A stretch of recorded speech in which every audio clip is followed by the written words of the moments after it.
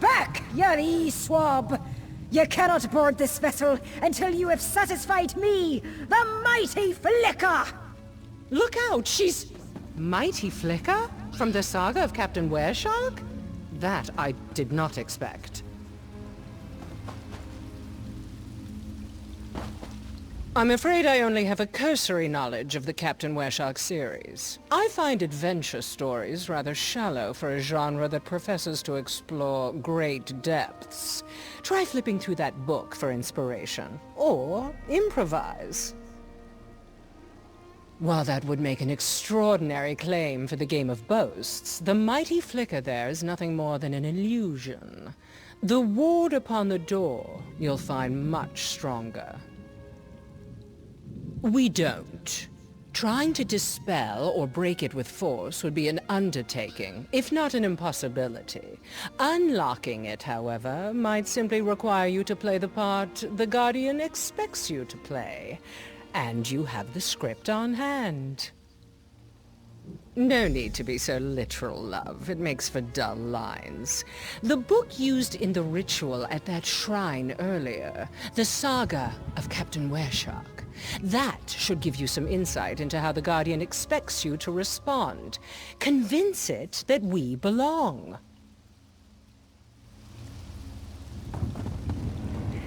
Ha! Think you can sail with me, wee one? I've felled giants like trees. I've slapped a dragon around until it got down and licked my hand. I've kicked Molag Bal in the arse once, and he begged me to do it again. Ha ha! Answer me this. Why do we sail?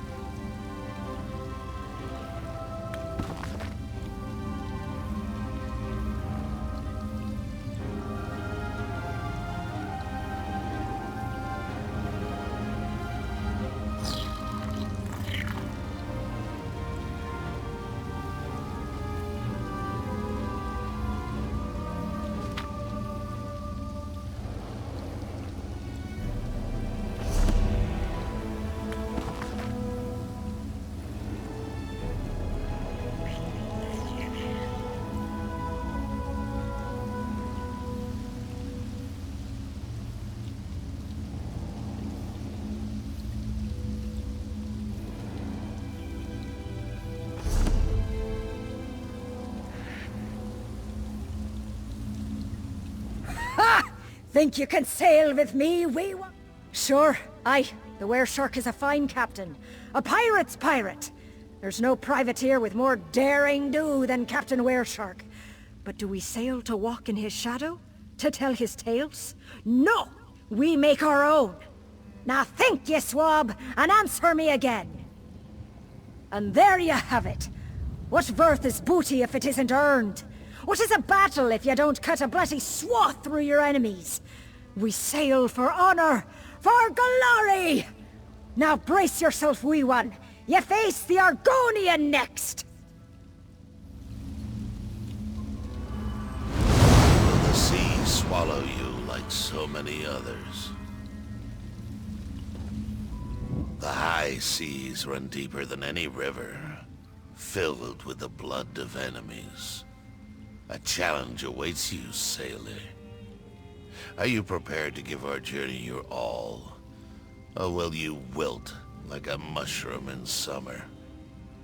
Tell me, speak true. Why do we sail? What use is a pirate for the possessions of the dead? All too often they are old, or noxious, or cursed. The river washes away all things, living or dead, and all one's possessions. All returns to Sithis. Think again, pirate, and answer me true. I erect the spine of respect. I have fought countless monsters alongside the were-shark, yet none has ever bested me in battle, much to my regret. One day, I hope, I will meet that which can kill me. Now, face Two Scars, and rejoice in Sithis. Think you have what it takes to join the were-shark's crew? I doubt it. So, you've impressed the big bear and the hard turtle. So what? I walk in the shadow and sleep in the trees. I drink snake venom and piss-honeyed mead. I'm the baddest, sharpest, meanest pirate on the high seas, but I don't sail alone. Why?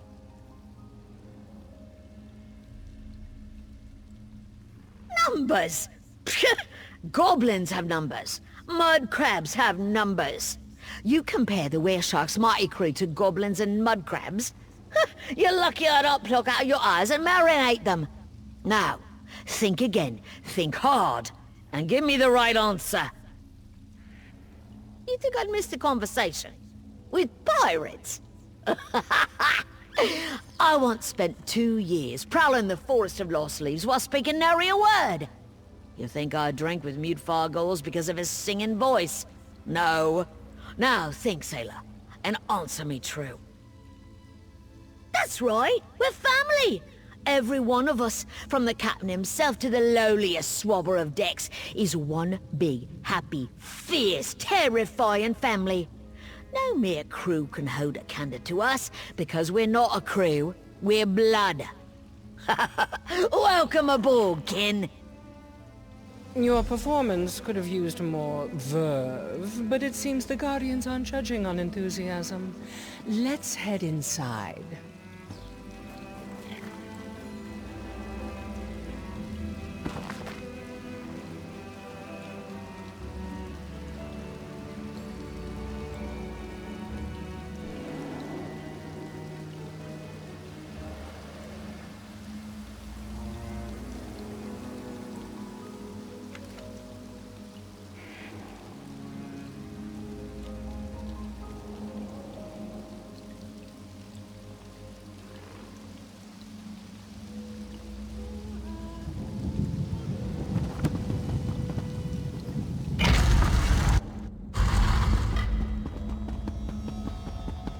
Oriel above. It's Anise. And all the others.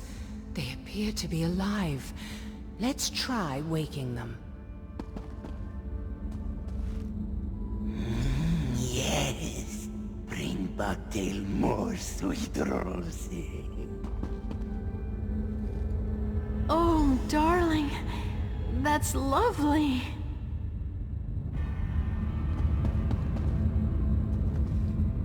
Gold. So much gold. Dare ye cross sabers with Red Anise? It's a dream. They're all dreaming. This is no normal sleep. but it's oddly benign for a curse. None of these people appear to be in distress. In fact, they seem to be dozing quite serenely. Some of them have been missing for weeks, yet they show no signs of poor health. Not from the spell they're under, no. Though why they were made to sleep and what our mystery stranger intends for them is still very much unknown. I believe so, but I'm not entirely certain we should. Right now, the spell isn't doing any harm, but tampering with it could change that. I'd like to get a better idea how Anise and the others came under this spell before I start striking it through. Now that you've rehearsed your role, let's cast you as a pirate in her fantasy. See if you can reach Anise within her dream and get her to wake up. When you're ready, place a hand on Anice's forehead and start counting sails.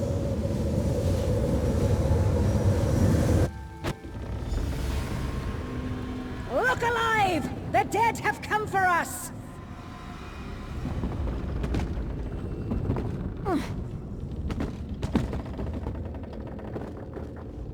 Sailor!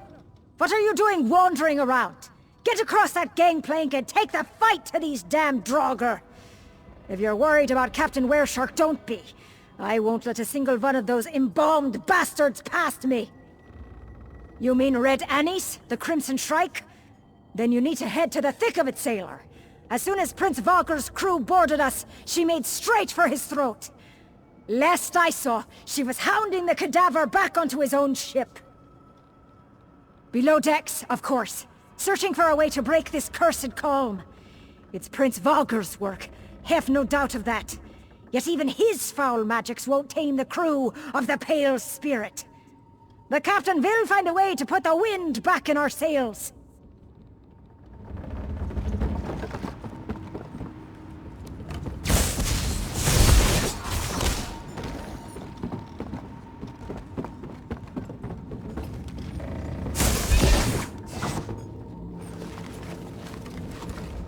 The stalls on this ship are as bare as the arse of Reinhardt No-Pants. Ah, poor Reinhardt. He'd have loved to see Red Anise give Prince Valger his comeuppance. Red Anise flew after Prince Valger like the shrike that she is. He ran somewhere aft once we pushed his boarding party back. She's not gonna let the prince get away. Count on that.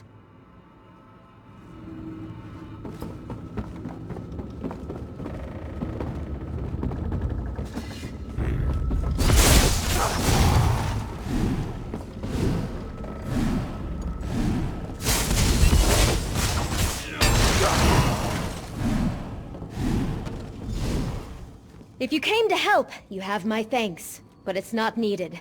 Looks like Prince Valger is going down with his ship. Not that the ship is going down, I mean. It's just... You know what I mean. What did you... No.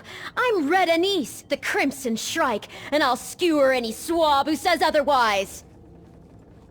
Stow it, sailor. With Prince Valger dead, we need to find his treasure. Check his cabin, while I search the rest of the hold. This adventure isn't done until we've secured that treasure. Savvy?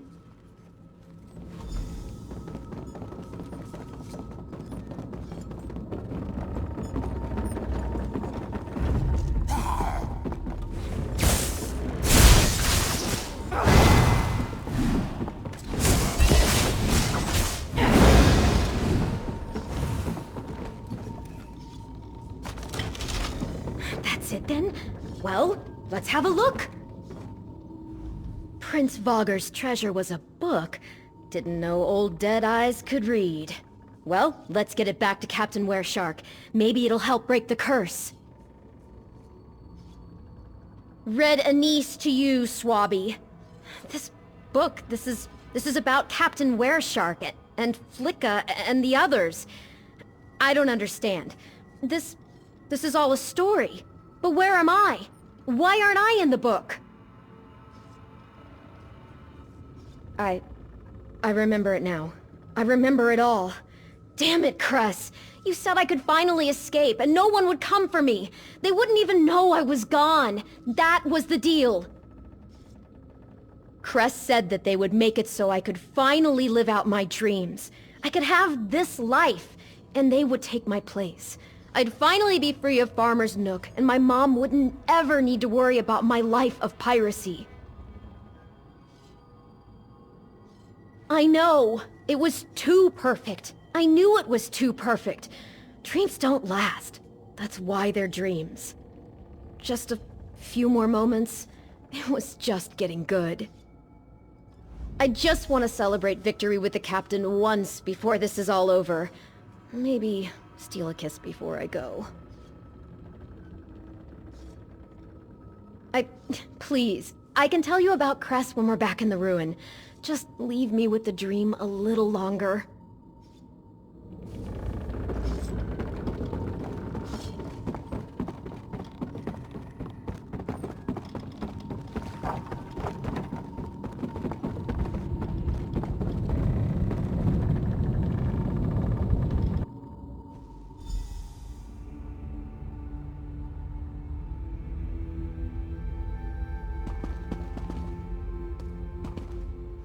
You're awake! Good. It's been a while since I've worked any magic that didn't involve sleight of hand. Anise is still soundly asleep. Could you not get through to her in the dream? So, she stepped right into the story that's inspired her since she was little. That explains the ritual with that book. How better to keep her under the spell than to put her in a prison she wouldn't want to escape? Insidious. You're telling me this Cress didn't take her place? They traded for it? And not just her, but everyone here. What does Cress have to gain from these bargains? To infiltrate the town? What could a sleepy village offer someone who can create dreams? The deal they made isn't so harmless as they might have believed. You've seen how frightened the villagers are. How many more need to vanish before Cress has whatever it is they want? They won't like it, but we should wake them and end this farce. Here we go. Pray that a rude awakening is the worst they have to suffer. It's ready. Wake Anise, and the curse will break.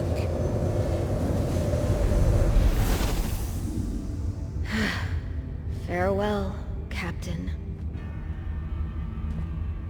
No! All right, so we're awake. Dreams shattered. A life of brooms and boredom ahead. Happy now? Cress is different. They looked like Bugtail when they approached me, but his clothes were covered in ink and he seemed unwell. They confessed that they weren't who they appeared to be, but they needed my help. Cress didn't look suspicious to me, just sad, vulnerable.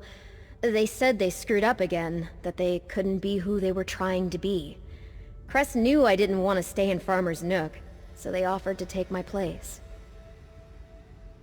I think they were running away too, from a life they didn't want to go back to.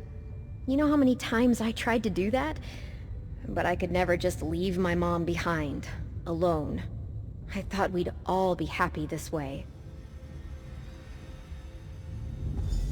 She would not. Mother? I'm sorry. If you wanted to be rid of me so bad, you could have sent a fake who did her chores.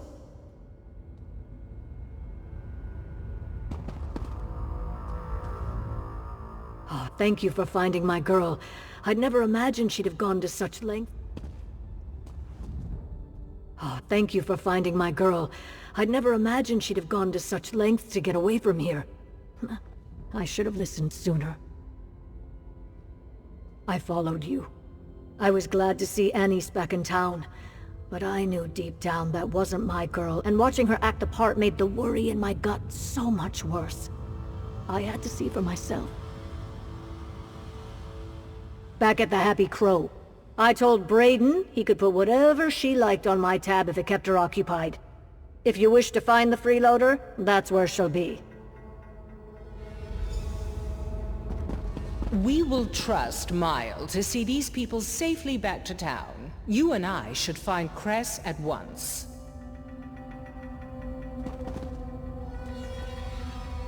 Where are we? Some kind of tomb? Where's my treasure? Last I remember, I was in my treasure room. Wait, so this is real? The dream is gone? My treasure's gone? Why would you do that? Why would he think I'm dead? That's not what Cress promised. They said they'd just be me. They even agreed to do my chores. Was that all a bunch of hogwash?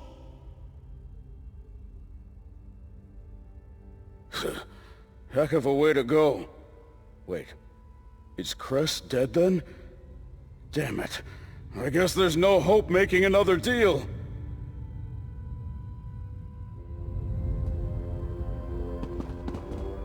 How could you do this? How could you wake me? Cress said I would live in that dream forever. It was a damned sight better than this. I had a castle, servants, suitors hanging off my every word. I had everything I ever wanted. You don't know what it's like for us, growing up. We had nothing. We still have nothing. Hesef? Hesef seems happy with his plow and his pigs. He's a grown man, and more capable than I am at fending for himself. He doesn't need me anymore. And Cress was supposed to keep him company. We barely speak anymore as it is. Dead? Oh, Hesef, I never wanted that. I suppose I need to talk to him, like we used to. He deserves that much. So delicious, so moist, and rich and warm. So much frosting. This one can just barely still taste them. The sweet rolls. The most delicious, moist, warm, fragrant sweet rolls to ever leave a baker's oven. Bugtail ate them often. Bugtail had them all. Yes! What else would one dream about?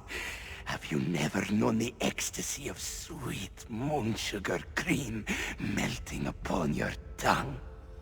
This one has not tasted true sugar since he left elsewhere.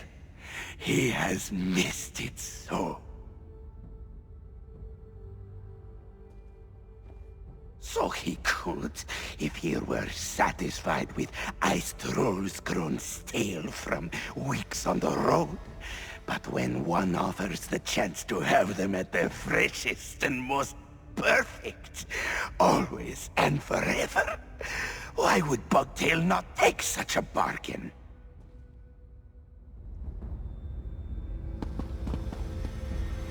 Try not to judge them too harshly for their grouchiness. We just ripped them from the most pleasant slumber they've ever experienced. We should be off at once to detain Cress. I'll be right behind you. They have a look about them, one I've seen before. It's the look of a skooma addict, sick and desperate on the street, lost without their escape. With the help and support of those who love them, one can hope.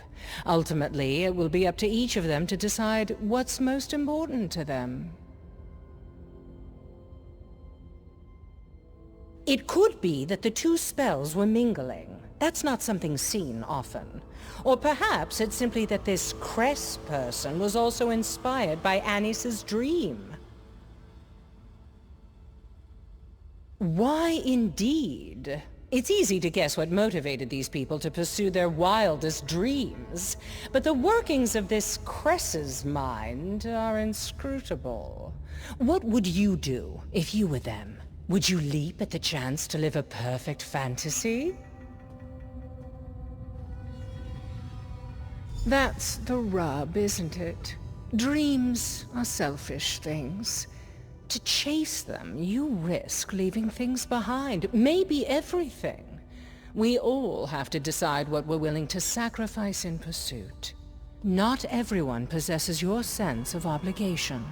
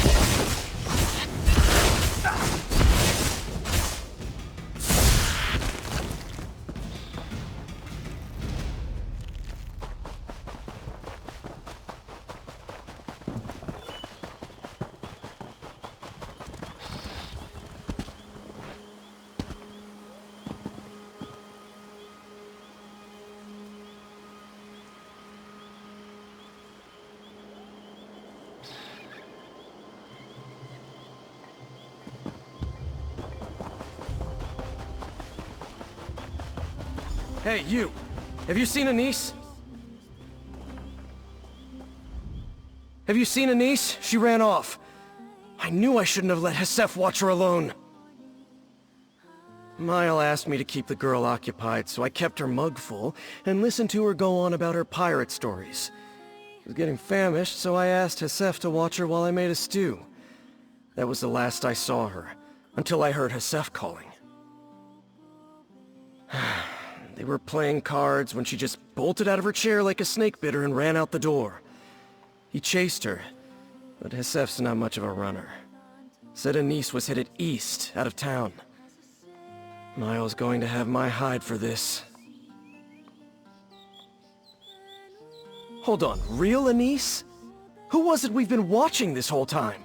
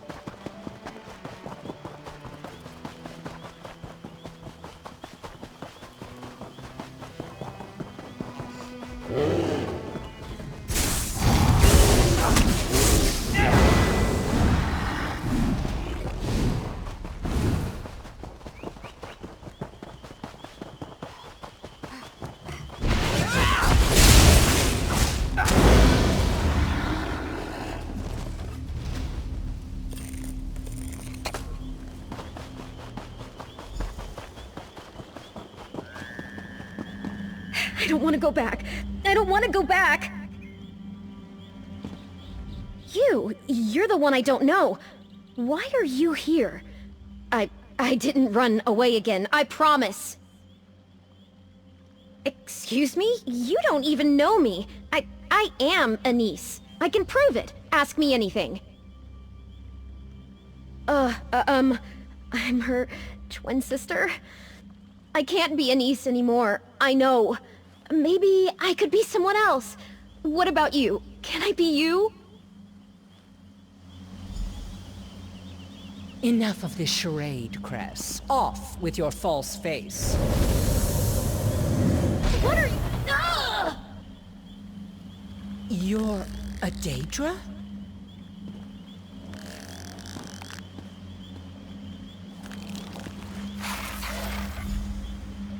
Wait! Don't hurt me! I didn't do anything! I just gave them what they wanted!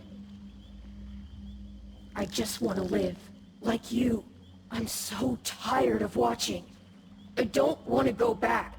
Don't make me go back! To the unbound library of the one who knows. To record what was observed. That is our purpose. To watch your lives and ink the details down. Day in, day out. Always the same. They know it too, the people here. That's why I offered an escape. I kept getting it wrong. Being a person, despite all I knew, I kept making mistakes. Bad, painful mistakes I couldn't undo. So I had to try again, and again. Life is hard, but that makes it interesting. Please, let me stay. Don't send me back. Yes, please. I didn't mean to cause any trouble. I won't cause any more trouble. This is where the one who knows sent me. It is what I know. I thought I could live here and no one would treat me any differently. I could finally experience all the things I'd only observed. Friendship, love, family, mead. Mead was good. To know, as they must. Your tiny pupil suggests that is insufficient. The one who knows seeks all knowledge. We observe so that all becomes known. We are the one's eyes, and we are multitudes. Alone, I suppose I am. I had not considered that. I will no longer be a part of the one, but something separate. It's unsettling, but also exciting. The one who knows watches most. The one seeks not to change, but to observe. If the one sees me here, they will know what was once unknown. I would return to Apocrypha and resume the catalog of all things until I've exhausted my knowledge, and the one who knows casts me into the world to observe again. That would not be, in mortal terms, for a very long time. Well, I don't know what I'll do without a mortal form, but I'll think of something. I need a mortal pact to do anything more than create an illusion. I traded dreams because they are the neighbor of knowledge and within my reach. I don't have much else to offer a mortal in exchange. Correct. The terms are not important, only the bargain matters. If I find someone willing to form a less troublesome pact, then maybe I could stay.